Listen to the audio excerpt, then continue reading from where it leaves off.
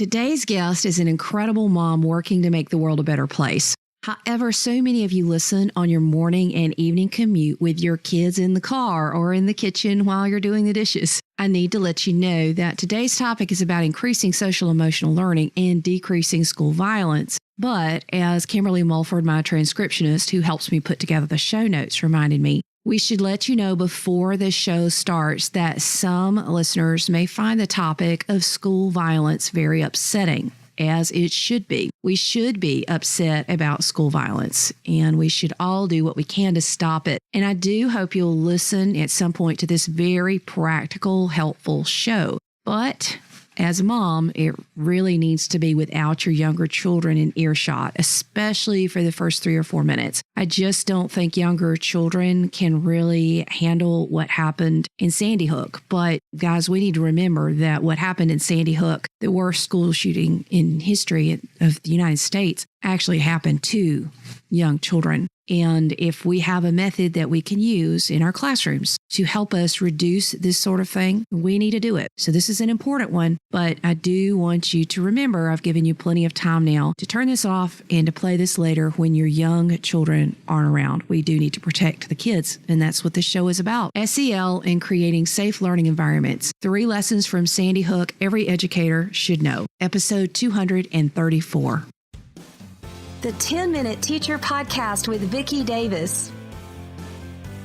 Every weekday, you'll learn powerful, practical ways to be a more remarkable teacher today. We're handling so many difficult things in schools today, and Scarlett Lewis is with us today to talk about one of those very difficult issues. Now, Scarlett, tell us a little bit about your son, Jesse, and his story and what you're doing as a result. Thanks, Vicki. I'm so happy to be on your show and speaking with educators who are my heroes, by the way, because they have the most important job in the world, and that's the ability to transform and even save lives on a daily basis. So following my personal tragedy where my 6-year-old son was shot in his first grade classroom alongside 19 of his classmates and 6 educators in one of the worst mass shootings in U.S. history. Of course, this was perpetrated by a former student of that school and also a Sandy Hook resident. Following that personal devastation, I made the decision that I wanted to be part of the solution. And actually, I was heartened to find that there is a solution, and it's called social and emotional learning. In fact, there was a report that came out following the shooting called the Sandy Hook Advisory Commission Report. This was a commission of professionals that were given unprecedented access to all the records, and they were asked to find out how something like this could happen and what could be done to prevent it from happening again. And they came up with 3 things in no particular order: gun safety, more access to mental health, and social emotional learning. In fact, the report says actually if there had been social emotional learning, the tragedy might not have happened. And I had already been saying for 2 years before the report came out that the tragedy absolutely would not have happened with social emotional learning. So I've really made it my life's mission to make sure that every child has access to what we know is in the best interest of children for their entire lifetime. Now, you've actually related social emotional learning to neuroscience. Now, there are a lot of folks who label social emotional learning for all kinds of things, right? But help us understand what actually works. And you're also going to tell us about your free program. So what I did was I kind of looked at what we're currently teaching in school and the programming that is effective statistically and the programming that isn't effective statistically. And I really took the best of the best. And it's not only social emotional learning, but it's emotional intelligence, it's positive psychology, it's character education, it's mindfulness, it's neuroscience.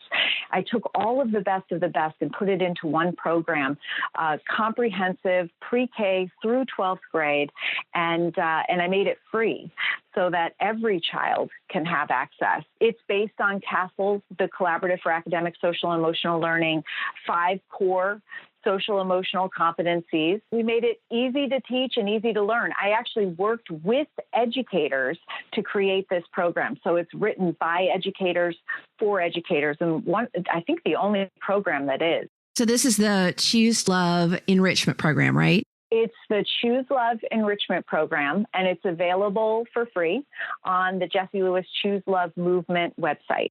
Okay, so give us an example of an activity or something that should be taught in this category of social emotional learning that works.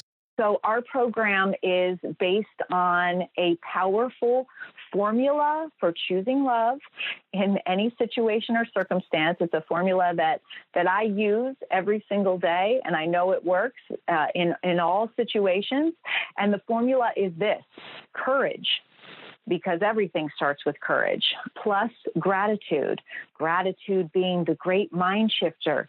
Out of the 60 to 80,000 thoughts that we all have every day, they go through our head one at a time. So you can't have a grateful thought and an angry or depressed thought at once. So it's the great mind shifter. Plus forgiveness.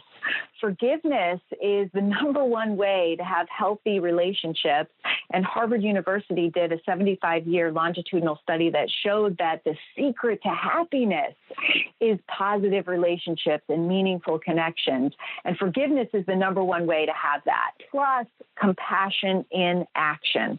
That's not only identifying a need or suffering in someone, but it's actively doing something to help ease that pain. And it's in that action that all of the nurturing, healing love that we give, we get back. So practicing those character values in that order, so courage plus gratitude plus forgiveness plus compassion and action, with all of the different elements falling under that formula, equals choosing love. And it's been profoundly impactful, not only for students, for educators as well, because the educators get the opportunity to learn right alongside the student. There is no training required. We actually do have training available, and I always like to go in and speak to the staff to launch the program when possible. But in reality, the teacher learns right alongside the student, and the best feedback that I've received is that the educator gets as much benefit as the student. I love how you say we can't always choose what happens to us. We can choose how we respond. But you live it every day. I mean, isn't it hard? I absolutely live that, and therefore I know that it's true. That's where our freedom and growth lie. We can't always choose what happens to us. So sometimes a chapter in our life has been started for us, right? But we can always choose how we respond when we thoughtfully respond, and we can always choose love. That means that even if your chapter was started for you, you can write the ending. And that's where your power lies. A lot of times I think, especially with everything that's going on in our world today, we feel like all this stuff is happening around us and we have no control. But I'll tell you what, we have control of how we respond, how we perceive the things that are happening, and how we respond. And that alone is an incredibly empowering concept. Now, you gave me a statistic before we started recording about just how many school shootings there are now. How frequent is it here in the United States? Well, since Sandy Hook Elementary, which happened 5 years ago, we have had over 220 school-related shootings. So we have an average of one school-related shooting per week in our country. And of course, we don't always read about them. They don't, thankfully, always result in deaths.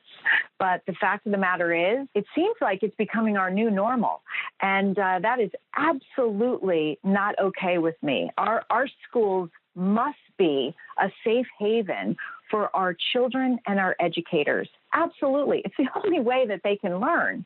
And so we know how to do that by implementing a social and emotional learning program.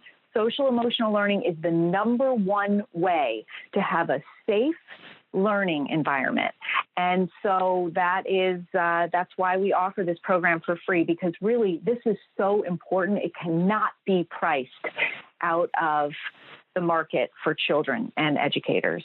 Well, in educators, we can put in security systems, but we also have to have secure and safe thinking going on in our minds. And this is a difficult, hard thing, but we cannot just teach content and not teach healthy thinking, things like courage and gratitude and forgiveness and compassion and action. These are all ways of thinking, ways of approaching the world, and they're things that we need to be discussing in our classrooms. So I hope you'll follow and take a look at the resources. And Scarlett, I just want you to know that I appreciate you. I appreciate what you're doing and the struggle that you have and live every day, and how you're turning that struggle into good for the world. Thank you so much, Vicki. I appreciate your helping me get the message out. There's so much science behind the benefits of social emotional learning. So children that have access to social emotional learning not only get better grades and test scores, have higher graduation rates, less stress and anxiety, less bullying because it proactively prevents it before it even starts. But there are long-term studies now that have followed kids from kindergarten all the way into adulthood. And they found that those now adults that had social emotional learning in school have less substance abuse, less mental health issues of all kinds, less violence, less incarceration, even less divorce rates. And it makes sense because we're teaching kids skills, tools, and attitudes that help them get along and have meaningful connections with others. And by the way, these skills and tools aren't innate. We're not born with them. We must be taught them. And if we aren't, we don't necessarily have them.